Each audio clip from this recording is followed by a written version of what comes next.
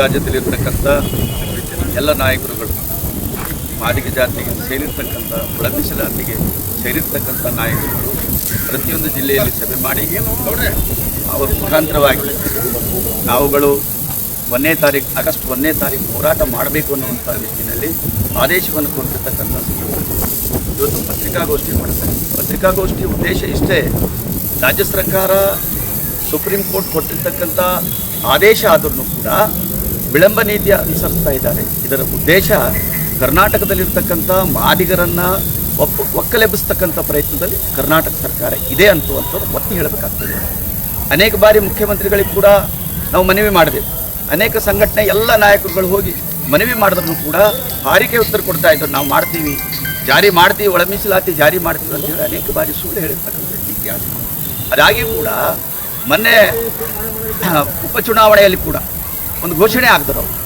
ಉಪಚುನಾವಣೆ ಆದಮೇಲೆ by election ಆದಮೇಲೆ ನಾವೇನಪ್ಪ ಅಂದ್ರೆ ಒಳ ಮೀಸಲಾತಿ ಜಾರಿ ಮಾಡ್ತೀವಿ, ನೀವು ಯಾರು ಎದಿಗೊಂದು ಬೇಡ್ರ ಅಂತ ಹೇಳಿ ಸುಳ್ಳು ಹೇಳಿ ಅಲ್ಲಿರ್ತಕ್ಕಂಥ ಮಾದಿಗರನ್ನು ಓಟು ಪಡೆದಿರ್ತಕ್ಕಂಥ ಇತಿಹಾಸ ಇದೆ. ಆ ಮುಂಚಿತವಾಗಿ ವಿಧಾನಸಭಾ ಚುನಾವಣೆ ನಡೆದಿರ್ತಕ್ಕಂಥ ಸಂದರ್ಭದಲ್ಲಿ 6ನೇ ಗ್ಯಾರಂಟಿಯಾಗಿ ನಾವು ಅಧಿಕಾರಕ್ಕೆ ಬಂದ ಮೇಲೆ, ಈ ರಾಜ್ಯದಲ್ಲಿ ಅಧಿಕಾರಕ್ಕೆ ಬಂದ ತಕ್ಷಣ ಮೊದಲನೇ ಸಚಿವ ಸಂಪುಟದಲ್ಲಿ ಏನಪ್ಪ ಅಂದ್ರೆ ಒಳ ಮೀಸಲಾತಿ ಜಾರಿ ಮಾಡ್ತೀವಿ ಅಂತಕ್ಕಂಥ ಹೇಳಿಕೆ ಕೊಟ್ಟಿರ್ತಕ್ಕಂಥ ಕಾಂಗ್ರೆಸ್ ಪಕ್ಷ, ಈ ಪಕ್ಷದ ಅಧ್ಯಕ್ಷರು, ಈಗಿರ್ತಕ್ಕಂಥ ಮುಖ್ಯಮಂತ್ರಿಗಳ ಘೋಷಣೆ ಕೂಡ ಆಗಿತ್ತು. ಆದರೂ ಇವತ್ತು 2.5 ವರ್ಷ ಆಗ್ತಾ ಇದೆ. 2 ವರ್ಷ ಮುಗಿದು ಮೊನ್ನೆ ವಿಜಯೋತ್ಸವ ಆಚರಣೆ ಮಾಡಿದ್ರು ಕೂಡ ಮಾದಿಗರಿಗೆ ನ್ಯಾಯ ಸಿಗಲಿಲ್ಲ ಅಂತಕ್ಕಂಥದ್ದು ಒಂದು ಕಡೆ ನೋವಾಗ್ತದೆ. ಹೀಗಾಗಿ ಸುಪ್ರೀಂ ಕೋರ್ಟ್ ಕೊಟ್ಟಿರ್ತಕ್ಕಂಥ ಆದೇಶ 2024 1ನೇ ತಾರೀಕು ಆಗಸ್ಟ್ ಕೊಟ್ಟಿರ್ತಕ್ಕಂಥ ಆದೇಶಕ್ಕೆ ಮಾನ್ಯತೆ ಇಲ್ಲ ಇವ ಹತ್ರ. ಹೀಗಾಗಿ ನಾವು 1 ವರ್ಷ ಆದ್ರೂ ಕೂಡ ಈ ರಾಜ್ಯ ಸರ್ಕಾರಗಳು ವಿಳಂಬ ನೀತಿ ಅನುಸರಿಸ್ತಾ ಇವೆ. ಅದಕ್ಕಾಗಿ ನಮ್ಮ ಹೋರಾಟ ನ್ಯಾಯಕ್ಕಾಗಿ ಹೋರಾಟ ಇದೆ, ಒಳ ಮೀಸಲಾತಿ ಜಾರಿಗಾಗಿ ಹೋರಾಟ ಇದೆ ಅಂತಕ್ಕಂಥ ಒಂದು ಸ್ಲೋಗನ್ ಮುಖಾಂತರ ಡಾಕ್ಟರ್ ಬಾಬಾ ಸಾಹೇಬ್ ಅಂಬೇಡ್ಕರ್ ವೃತ್ತದಿಂದ ಹಿಡಿದು ಜಿಲ್ಲಾಧಿಕಾರಿಗಳ ಕಚೇರಿವರೆಗೂ ಒಂದು ಬೃಹತ್ವಾದಂಥ ಹೋರಾಟ ಮಾಡ್ತೀವಿ. ಅಲ್ಲಿ ನೇರವಾಗಿ ಎಲ್ಲ ಸಮುದಾಯದ ಮುಖಂಡರುಗಳನ್ನು ಒಳಗೊಂಡಿರ್ತಕ್ಕಂಥ ಸಂದರ್ಭದಲ್ಲಿ ಅರಬತ್ತೆಲೆಯಾಗಿ ಸರ್ಕಾರಕ್ಕೆ ಇದು ನಿರ್ದೇಶನವನ್ನು ತೋರಿಸ್ತಾ ಇದ್ದೀವಿ. ನಮಗೆ ನೀವು ಈ ರೀತಿ ಸುಳ್ಳು ಹೇಳ್ಕೊತಾ ಹೋದ್ರೆ ಬಹುಶಃ ಬರ್ತಕ್ಕಂಥ ದಿನಗಳಲ್ಲಿ ಉಳಗಾಲ ಇಲ್ಲ ಅಂತಕ್ಕಂಥ ಮಾತನ್ನು ಈ ಮುಖಾಂತರ ಹೇಳ್ತಾ ಇದ್ದೀವಿ. ಇದ್ರ ಪ್ರಯುಕ್ತವಾಗಿ ಜಿಲ್ಲೆಯಲ್ಲಿ ಇರ್ತಕ್ಕಂಥ ಎಲ್ಲ ಮಾದಿಗ ಸಮುದಾಯದ ಯುವಕರು, ಪ್ರಜ್ಞಾವಂತರು, ವಿದ್ಯಾವಂತರು, ಮಹಿಳೆಯರು ಕೂಡ ಈ ಕಾರ್ಯಕ್ರಮದಲ್ಲಿ ಭಾಗವಹಿಸಬೇಕು. ನಮ್ಮ ಹಕ್ಕಿಗಾಗಿ ಹೋರಾಟ ಮಾಡಬೇಕು ಅನ್ನುವಂಥದ್ದು ಅನಿವಾರ್ಯ ಇದೆ. ಅದಕ್ಕಾಗಿ ಗುಲ್ಬರ್ಗಾ ಜಿಲ್ಲೆಯಲ್ಲಿರ್ತಕ್ಕಂಥ ಪ್ರತಿಯೊಬ್ಬ ಮಾದಿಗರಿಗೂ ಕೂಡ ವಿನಂತಿ ಮಾಡ್ತಾ ಇದ್ದೀನಿ, ಹೃತ್ಪೂರ್ವಕವಾಗಿ ನಮಸ್ಕರಿಸ್ತಾ ಅವರನ್ನು ಕಾರ್ಯಕ್ರಮಕ್ಕೆ ಆಹ್ವಾನಿಸ್ತಾ ಇದ್ದೀನಿ. ಸ್ವಯಂ ಘೋಷಿತವಾಗಿ ಎಲ್ಲರೂ ಬರಬೇಕನ್ನುವಂಥ ವಿಚಾರ ಕೂಡ ನಮ್ಮ ಒಕ್ಕೂಟದ ಪರವಾಗಿ, ಗುಲ್ಬರ್ಗಾ ಜಿಲ್ಲಾ ಮಾದಿಗ ಒಕ್ಕೂಟದ ಪರವಾಗಿ ಏನಪ್ಪ ಅಂದ್ರೆ ವಿನಂತಿ ಮಾಡ್ತಾ ಇದ್ದೀನಿ. ನನ್ನ ಹೆಸರು ಗೋಪಾಲರಾವ್ ಕಟ್ಟಿಮನಿ. ಕಿವುಡು ಸರ್ಕಾರ, ಮಂಡು ಸರ್ಕಾರ, ಸುಳ್ಳು ಸರ್ಕಾರ ಅಂದ್ರೆ ಕರ್ನಾಟಕದ ಕಾಂಗ್ರೆಸ್ ಸಿದ್ದರಾಮಯ್ಯ ನೇತೃತ್ವದ ಸರ್ಕಾರ ಅಂತ ಹೇಳ್ಬೇಕಾಗ್ತದೆ. ಮಾದಿಗರು ರಾಜ್ಯಾದ್ಯಂತ 30 ವರ್ಷದಿಂದ ಹೋರಾಟ ಮಾಡ್ತಾ ಬಂದ್ರು ಈ ಸುಪ್ರೀಂ ಕೋರ್ಟ್ ಆದೇಶ 1 ವರ್ಷ ಆಯ್ತು. ನಾಳೆ 1 ತಾರೀಕು ಅಂದರೆ ಆಗಸ್ಟ್ 1 ತಾರೀಕು ಅಂದರೆ 1 ವರ್ಷ ಆಗ್ತದೆ. ಸುಪ್ರೀಂ ಕೋರ್ಟ್ ಆದೇಶ ಇದ್ರೂ ಮಾಡ್ಬೋದಾಗಿತ್ತು ಮುಖ್ಯಮಂತ್ರಿಯವರು. ಯಾಕಂದ್ರೆ ಮಾದಿಗರಿಗೆ 30 ವರ್ಷ ಹೋರಾಟದ, ಅವ್ರು ಮಾದಿಗರಿಗೆ ಭರವಸೆ ಕೊಟ್ಟಾರ. ಎಲ್ಲ ರೀತಿ ಪಾದಯಾತ್ರೆ ಆಯಿತು, ಅರೆಬತ್ಲೆ ಮೆರವಣಿಗೆ, ಕ್ರಾಂತಿಕಾರಿ ಓಟ, ಮೌನ ಹೋರಾಟ, ಎಲ್ಲ ಹೋರಾಟಕ್ಕೂ ಮರ್ಯಾದೆ ಅವ್ರು ಒಟ್ಟಿನಲ್ಲಿ ಈ ಮಾದಿಗರಿಗೆ ಅನ್ಯಾಯ ಮಾಡ್ತಾ ಬಂದಿರೋ ಸರ್ಕಾರ ಯಾವುದಾದ್ರು ಸಿದ್ದರಾಮಯ್ಯ ಸರ್ಕಾರ ಅಂತ ಹೇಳ್ಬೇಕಾಗ್ತದೆ. ಇವತ್ತಿನ ದಿನ ನಾವೆಲ್ಲ ಸಮಸ್ತ ಜಿಲ್ಲಾದ ಕಲಬುರಗಿ ಜಿಲ್ಲೆ ವತಿಯಿಂದ ನಾವು ಹೇಳ್ತಿದ್ದೀವಿ, ಮಹಾ ಒಕ್ಕೂಟದಿಂದ 1 ತಾರೀಕು ಆಗಸ್ಟ್ 1 ತಾರೀಕು ನಾವು ಜಿಲ್ಲಾಧಿಕಾರಿ ಕಚೇರಿಗೆ ಪ್ರತಿಭಟನೆ ಮಾಡ್ತಾಯಿದ್ದೀವಿ. ಜಗತ್ ಸರ್ಕಲ್ನಿಂದ ಮತ್ತು ಸರ್ದಾರ್ ವಲ್ಲಭಾಯ್ ಪಟೇಲ್ ವೃತ್ತದಿಂದ ಜಿಲ್ಲಾಧಿಕಾರಿಗಳ ಕಚೇರಿ ತನಕ ನಾವು ಪ್ರತಿಭಟನೆ ಮಾಡ್ತೀವಿ, ಬೃಹತ್ತಾದ ಪ್ರತಿಭಟನೆ ಮಾಡ್ತೀವಿ. ಕಲಬುರಗಿ ಜಿಲ್ಲೆ ಎಲ್ಲ ಮಾದಿಗರು, ಎಲ್ಲ ಮಹಿಳೆಯರು ಮತ್ತು ಮಕ್ಕಳು, ಯುವಕರು, ವಿದ್ಯಾರ್ಥಿಗಳು, ಬುದ್ಧಿವಂತರು ಅಷ್ಟು ಜನ 1 ತಾರೀಕು ಜಗತ್ ಸರ್ಕಲ್ ಹತ್ರ ಎಲ್ಲರೂ ಬರಬೇಕು. ನಮ್ಮ ಶಕ್ತಿ ನಾವು ಪ್ರದರ್ಶನ ಮಾಡಬೇಕು. ನಾವು ಈ ರಾಜ್ಯದಲ್ಲಿ ಒಳ ಮೀಸಲು ಆಗತ್ತಕ್ಕ ನಾವು ಮಾದಿಗರು ನೆಮ್ಮದಿಯಿಂದ ಮಲಗಲ್ಲ, ನಿದ್ದೆ ಮಾಡಲ್ಲ. ನಾವು ಮತ್ತಿದು ಹಿಂಗೆ ಮಂಡತನ ಮುಂದುವರೆದ್ರೆ ಮುಂದೆ ಕಾಂಗ್ರೆಸ್ ಸರ್ಕಾರ ಈ ಕರ್ನಾಟಕದಲ್ಲಿ ಧೂಳಿಪಟ ಮಾಡಲು ನಾವೆಲ್ಲ ರೀತಿಯಿಂದ ಸಿದ್ಧತೆ ಮಾಡ್ತೀವಿ ಅಂತೇಳಿ ಈ ಮೂಲಕ ಸರ್ಕಾರಕ್ಕೆ ತಿಳಿಸಿದೆ. ಇದೇ ಆಗಸ್ಟ್ 1ರಂದು ಮಾದಿಗರ ಮಹಾ ಒಕ್ಕೂಟ ವತಿಯಿಂದ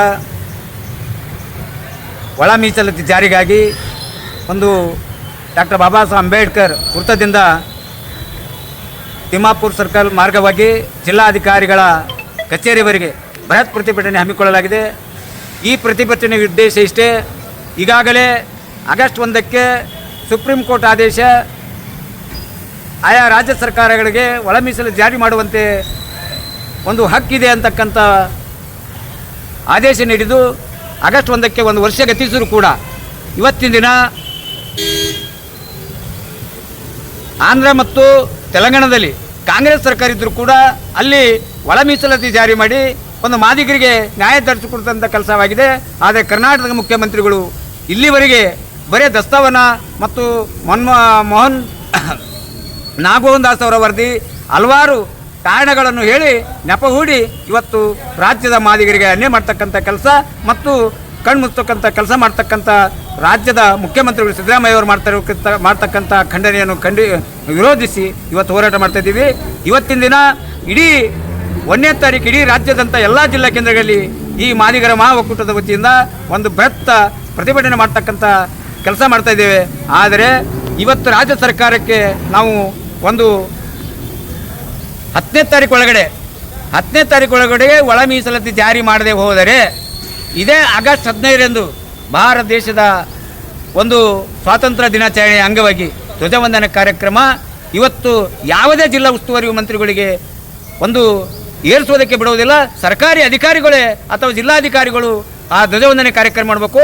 ಒಂದು ವೇಳೆ ಜಿಲ್ಲಾ ಉಸ್ತುವಾರಿಗಳು ಮಂತ್ರಿಗಳು ಧ್ವಜವಂದನೆ ಕಾರ್ಯಕ್ರಮಕ್ಕೆ ಧ್ವಜವಂದನೆ ಮಾಡುವುದಕ್ಕೆ ಬಂದಾಗೆ ಆದರೆ ಅವರಿಗೆ ಏರಿಸುವುದಕ್ಕೆ ಅಡೆತಡೆ ಮಾಡ್ತಕ್ಕಂಥ ಕೆಲಸ ಕೂಡ ನಾವು ಮಾಡಬೇಕಾಗ್ತದಂಥದ್ದು ಕೂಡ ಇವತ್ತು ಎಚ್ಚರಿಕೆಗೆ ಇವತ್ತು 34 ವರ್ಷ ನಾವು ಹೋರಾಟ ಮಾಡ್ತಾ ಇದ್ರು ಕೂಡ ಇವತ್ತು ನಮಗೆ ಇಷ್ಟು ನಿರ್ಲಕ್ಷ್ಯ ವಹಿಸಿದ ಒಂದು ಈಗಾಗಲೇ ಸದಾಶಿವ ಆಯೋಗದ ವರದಿ ಇರ್ಬೋದು ಮತ್ತು ಒಂದು ನಾಗಮೋಹನ್ ದಾಸರ ವರದಿ ಇರ್ಬೋದು ಮತ್ತು ಈಗಾಗಲೇ ಮಧುಸ್ವಾಮಿ ವರದಿ ಇರ್ಬೋದು ಆ ಆದೇಶದ ಮೇಲೆ ಇವರು ನಾವು ಒಳ ಮೀಸಲಾತಿ ಜಾರಿ ಮಾಡ್ಬೋದಾಗಿತ್ತು.